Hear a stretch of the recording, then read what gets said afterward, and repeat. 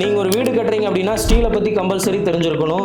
எங்க எந்த steel use பண்ணணும், எப்படிப்பட்ட ஸ்டீல் யூஸ் பண்ணணும், எவ்வளவு எம்எம்ல யூஸ் பண்ணணும் அப்படிங்கறது நீங்க தெரிஞ்சுக்கங்க. ஒண்ணுமே கிடையாதுங்க. உங்க வீட்டுடைய ஸ்ட்ரக்சர்ங்கிறது ஒண்ணுமே இல்ல. எந்தெந்த இடத்துல நம்ம ஓபன் கொடுக்குறோம், எந்தெந்த இடம் எந்தெந்த அளவுகள்ல வருதுன்னு தெரிஞ்சுக்கிட்டு அந்த அளவுகளுக்கு எந்த அளவுல பில்லர் கொடுக்கணும், ஒரு முக்கால் பில்லர் எங்க கொடுக்கணும், முக்காலுக்கு 1 எங்க கொடுக்கணும், 1க்கு 1.25 எங்க கொடுக்கணும், 1க்கு 1.5 பில்லர் எங்க கொடுக்கணும் அப்படிங்கிற ஸ்ட்ரக்சரல் பேஸ் பண்ணி தெரிஞ்சுக்கங்க. கம்பல்சரி நீங்க ஒரு 25 லட்சம் ரூபாய்க்கு 50 லட்சம் ரூபாய்க்கு 1 கோடி ரூபாய்க்கு வீடு கட்டுறீங்க. பட் ஸ்ட்ரக்சரல் டிராயிங் எடுக்காம நீங்க வீடு கட்டி போனீங்க அப்படின்னா, ஒரு பில்டர் கிட்ட கொடுக்குறீங்க, ஒரு இன்ஜினியர் கொடுக்குறீங்க, அல்லது நீங்களே கட்டுறீங்கன்னா உங்களுக்கு இந்த ஸ்ட்ரக்சரல் தெரியாம எல்லா இடங்கள்லயும் ஒரே மாதிரி பில்லர் கொடுத்துருவீங்க. குவாலிட்டி வைஸ்ல நாளைக்கு அடுத்தடுத்த மாடிகள் நீங்க கட்டி எடுத்து கொண்டு போகும் பொழுது அந்த பில்லர்கள் அதனை தாங்காம அதனுடைய ஸ்ட்ரென்த்தை குறைச்சிக்கும். உங்களுடைய அடுத்த தலைமுறைக்கு நீங்க தப்பான ஒரு கட்டடத்தை கொடுத்துட்டு போன தவற பண்ணிடுவீங்க. அதனால ஸ்ட்ரக்சரல் டிராயிங் எடுத்து கம்பல்சரி எவ்வளவு எம்எம்ல ஸ்டீல் கொடுக்கணும், எவ்வளவு அளவுகள்ல பில்லர் கொடுக்கணும், கொடுக்கக்கூடிய கம்பி கண்டிப்பா 550 ஸ்டீலா இருக்கணும் அப்படிங்கறத தெரிஞ்சுக்கங்க.